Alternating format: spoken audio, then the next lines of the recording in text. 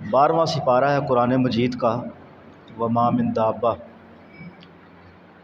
اس کے آغاز میں اللہ تعالیٰ فرماتے ہیں کہ کوئی بھی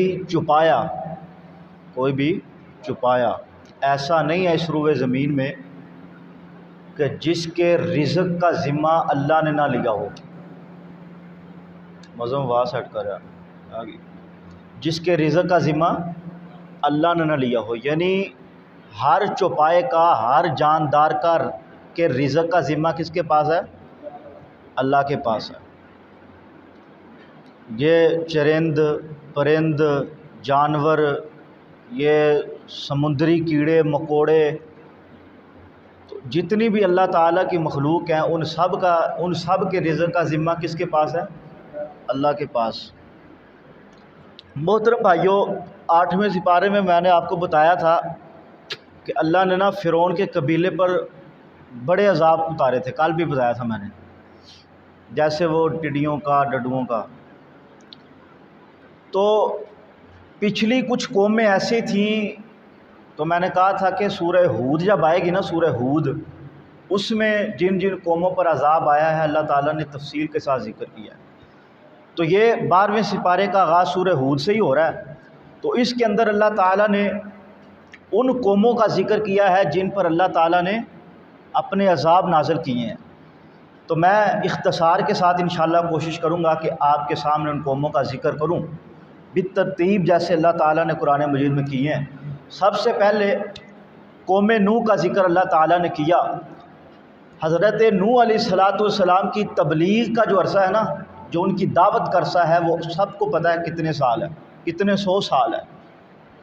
یعنی اتنا لمبا عرصہ انہوں نے اللہ کی توحید کی دعوت دی، لیکن قوم نے نہ مانا۔ بالآخر کیا ہوا؟ قوم تو بڑی دور کی بات، ان کے سگے بیٹے نے ان کی دعوت کو قبول نہ کیا۔ ان کی بیگم نافرمان تھی، ان کی بیگم بیٹا۔ تو اللہ تعالیٰ نے کیا کیا؟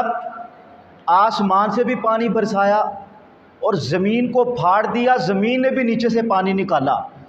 بیٹے بیوی سمیت پوری کی پوری قوم کو غوطے دے دے کر اللہ تعالیٰ نے ان کو بیڑا غرق کر دیا اور ان کو ملیا میٹ کر کے ساری دنیا کے انسانوں کے لیے عبرت کا نشان بنایا۔ قوم نوح کے بعد اللہ تعالیٰ نے قوم عاد کا ذکر کیا ہے۔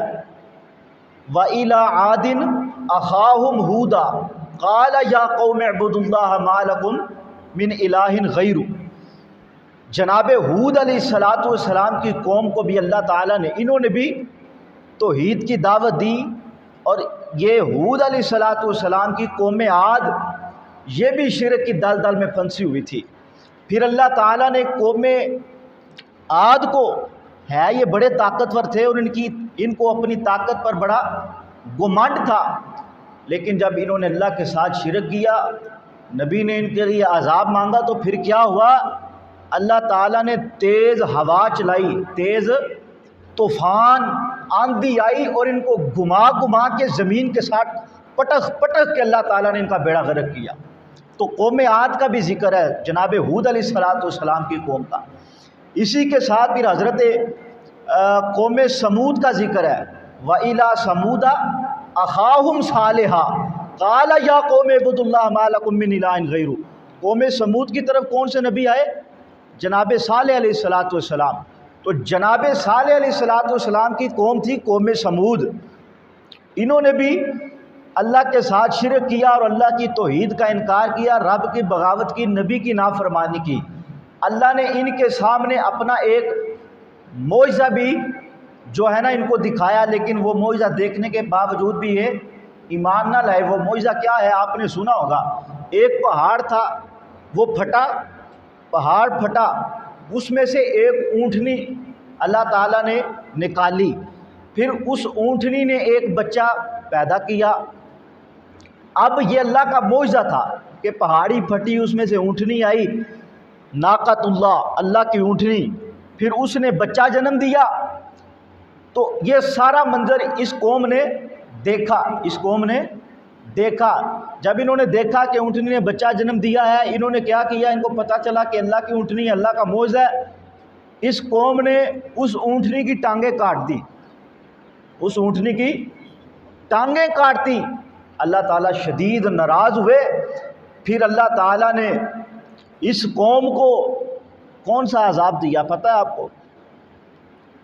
فرشتہ بھیجا اللہ تعالیٰ نے، فرشتہ، اس نے اتنی زور سے چیخ ماری، فرمایا کہ اس قوم کے دماغ پھٹ گئے، بھیجے باہر آ گئے۔ تو اس قوم سمود کا بھی اس صورت میں سورہ ہود میں 12ویں سپارے میں ذکر ہے، اور اسی کے ساتھ پھر قوم لوط کا ذکر ہے۔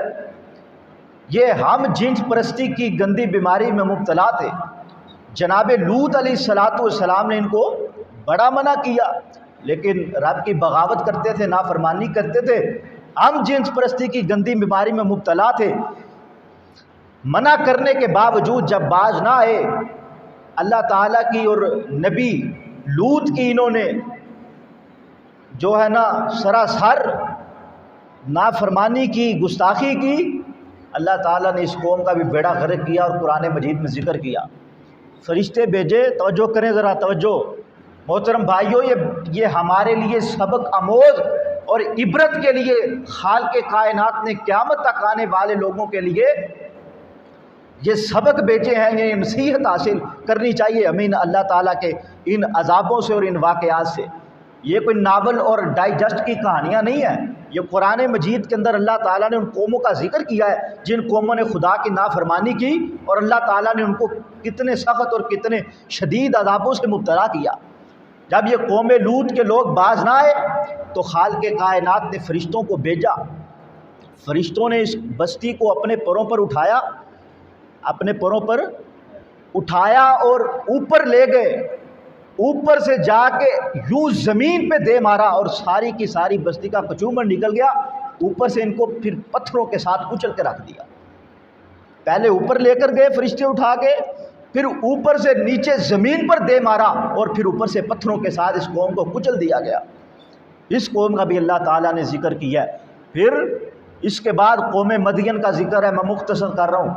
قوم مدین، وَإِلَى مَدْيَنَ أَخَاهُمْ شُعَيْبًا، جناب شعیب علیہ السلام قوم مدین کے نبی بن کے آئے۔ اس قوم نے کیا کیا؟ قَالَ يَا قَوْمِ اعْبُدُوا اللَّهَ مَا لَكُم مِّنْ إِلَٰهٍ غَيْرُهُ وَلَا تَنقُصُوا الْمِكْيَالَ وَالْمِيزَانَ۔ پہلے بھی میں نے بتایا تھا کہ ناپ تول میں کمی کرتے تھے، وَلَا تَنقُصُوا الْمِكْيَالَ وَالْمِيزَانَ، ناپ تول میں کمی کی نبی شعیب کی۔ وہ آپ نے مجھ سے اس دن پوچھا تھا کہ شعیب شروع سے نبینا تھے، تو میں آج پڑھ رہا تھا تو حضرت شعیب شروع سے نبینا نہیں تھے، بلکہ وہ اللہ تعالیٰ کے خوف اور اس کی خشیت کی وجہ سے اتنا رویا کرتے تھے، اتنا رویا کرتے تھے کہ رو رو کر آہستہ آہستہ ان کی بینائی جاتی رہی اور نابینا ہو گئے۔ شروع سے نبینا نہیں تھے، تو یہ بات میں نے آپ کو۔ اچھا، وَإِلَى مَدْيَنَ أَخَاهُمْ شُعَيْبًا، حضرت شعیب علیہ السلام کی قوم مدین، انہوں نے بھی اللہ تعالیٰ کی نافرمانی کی اور ناپ تول میں کمی کی، تو ان کو بھی چیخ کا عذاب دیا گیا۔ فرشتہ آیا، اس نے چیخ ماری اور ان کے بھیجے اور دماغ پھٹ گئے، باہر آ گئے۔ تو یہ قوموں کا ذکر ہے جن پر اللہ تعالیٰ نے اپنے عذاب نازل کیے ہیں۔ خدا کی قسم ہے، کروڑوں اربوں رحمتیں نازل ہوں محمد کریم صلی اللہ علیہ وسلم کی ذات گرامی پر، اور درود پاک پڑھا کرو، نبی کریم صلی اللہ علیہ وسلم پر درود و سلام کی بارشیں کیا کرو۔ جس نبی نے خدا سے ہمارے لیے مغفرت مانگی اور ہمارے لیے عذاب کو ٹلنے کی دعائیں کی، خدا کی قسم ہے اللہ کے لیے کوئی مشکل نہیں تھا۔ اگر آپ کے اور میرے امام جناب محمد کریم صلی اللہ علیہ وسلم اللہ سے دعا نہ کرتے تو آج ہمارا بھی حال شاید ان قوموں جیسا ہوتا۔ یہ تو محمد کریم صلی اللہ علیہ وسلم کا، اس کی امت پر، ہم پر احسان ہے کہ اللہ کے نبی صلی اللہ علیہ وسلم نے اللہ سے یہ دعا مانگی کہ اللہ تو نے جیسے پچھلی قوموں کو تباہ کیا ہے، میری قوم کو، میری امت کو تباہ نہ کرنا، ورنہ اللہ پاک کی قسم ہے مسجد میں بیٹھا ہوں، جس اللہ نے پچھلے نبیوں کی قوموں کا بیڑا غرق کیا ہے، کیا اس قوم کے لیے بیڑا غرق کرنا کوئی مشکل کام تھا؟ شاید کہ وہ زمین میں دنسا دیتا۔ جیسے آج ہم رب کی بغاوت اور اللہ تعالیٰ کی نافرمانی قسم خدا کی اس زمین پر سرعام اللہ تعالیٰ کے ساتھ دشمنی کے نعرے اور اللہ تعالیٰ کی بغاوت کی جا رہی ہے۔ تو حضرات گرامی، سورہ ہود ختم ہونے کے بعد سورہ یوسف شروع ہو رہی ہے۔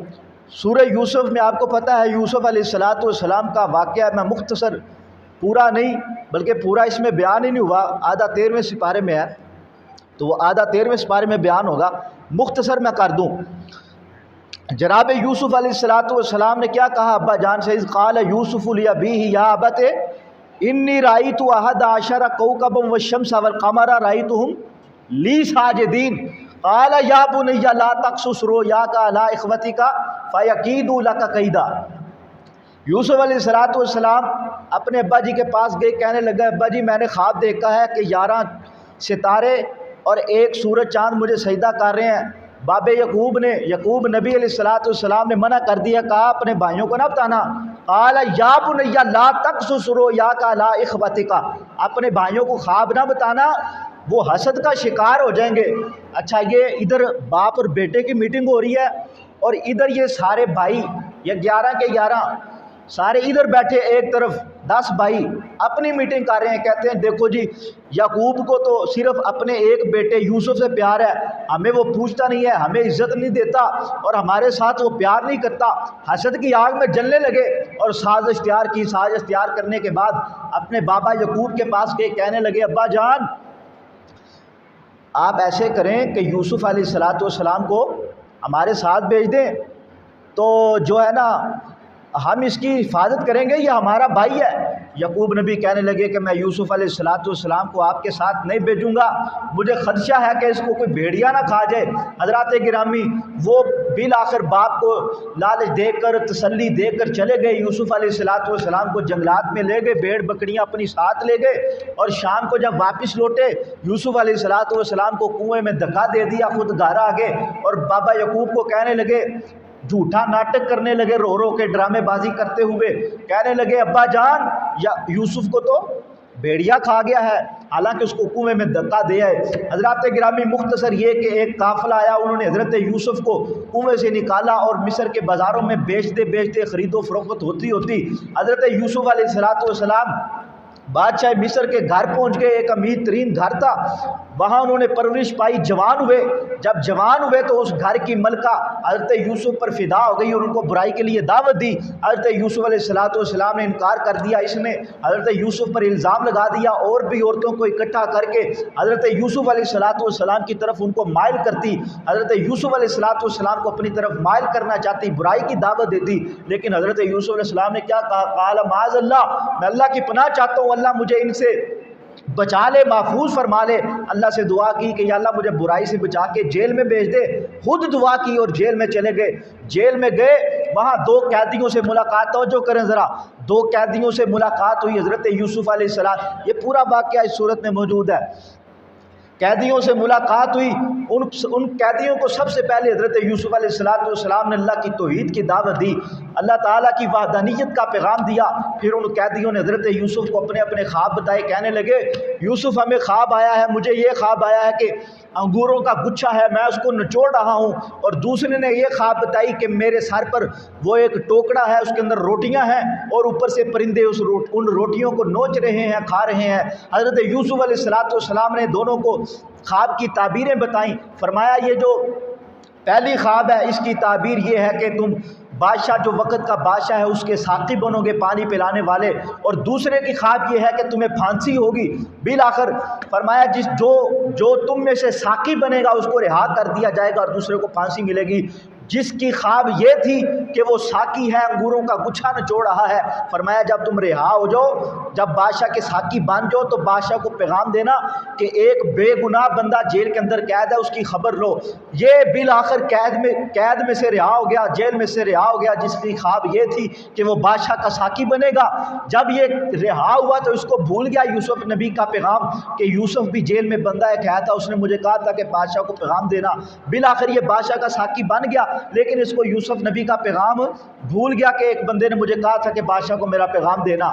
اچھا، کچھ وقت گزرا نا، کچھ وقت گزرنے کے ساتھ ساتھ جو وقت کا بادشاہ تھا اس کو بھی ایک خواب آیا، اس کو بھی ایک خواب آیا. کیا خواب آیا؟ اس نے خواب میں دیکھا کہ 7 پتلی گائیں، 7 پتلی ماڑی مرکی گائیں وہ موٹی گاؤں کو کھا رہی ہیں. موٹی گائیوں کو، 7 پتلی گائیں موٹی گائیوں کو کھا رہی ہیں، اور کچھ جو ہیں سٹے وہ خشک ہیں، کچھ ہرے بھرے ہیں. یہ خواب اس کو آیا. تو جو بادشاہ کا ساقی تھا نا، اس نے کہا بادشاہ سلامت کو خواب آیا ہے. جب خواب کا ذکر کیا تو اس کو جیل والا زمانہ یاد آ گیا. او ہو یار، جیل میں ایک بندہ تھا یوسف، جس نے میرے خواب کی تعبیر بتائی تھی، اس نے تو مجھے پیغام دیا تھا. اس نے بادشاہ کو کہا بادشاہ آپ کے خواب کی تعبیر، وہ جیل میں ایک یوسف نامی عالم دین ہے، صحیح آپ کے خواب کی حقیقی تعبیر آپ کو بتائے گا. بادشاہ نے پیغام بھیجا. یوسف علیہ السلام نے اس تعبیر کا، اس بادشاہ کے خواب کی تعبیر کی. کہا بادشاہ سلامت 7 سال قحط کا زمانہ آئے گا. کتنے سال؟ 7 سال قحط کا زمانہ آئے گا، پھل فراوانی سب ختم ہو جائے گا، بڑے مشکل حالات ہوں گے، پھر اس کے بعد ہریالی بریالی ہوگی، سرسبز باغات ہوں گے. جب یوسف علیہ السلام نے بادشاہ کے خواب کی تعبیر بتائی تو اس نے کہا اس بندے کو، اس عالم دین کو جو جیل میں قید ہے یوسف نامی، اس کو بلا کے لاؤ. بالآخر یوسف علیہ السلام نے جیل باہر جانے سے پہلے، رہا ہونے سے پہلے بادشاہ سے کہا کہ مجھ پر الزام ہے برائی کا، میں تب تک جیل سے باہر نہیں آؤں گا جب تک جس عورت نے مجھ پر الزام لگایا ہے وہ علل اعلان باہر آ کر میری پاک دامنی کا اعلان نہ کرے کہ یوسف پاک ہے، یوسف صاف ہے. اس کی پاکیزگی کا میں اعلان کرتی ہوں. بالآخر جب یوسف علیہ السلام نے یہ شرط رکھی، پھر پورے جہان کے سامنے یوسف علیہ السلام کی پاک دامنی کا ذکر کیا گیا. جب پاک دامنی کا اعلان ہوا، پھر حضرت یوسف علیہ السلام جیل سے باعزت رہا ہو کے باہر آئے. حضرات یہ آدھا واقعہ 12ویں سپارے میں موجود ہے، باقی کل 13ویں سپارے میں موجود ہے انشاءاللہ الرحمن. وہ کل بیان کیا جائے گا. اللہ سے دعا ہے کہ اللہ تعالیٰ قرآن سمجھنے عمل کرنے کی توفیق عطا فرمائے. آخر دعوانا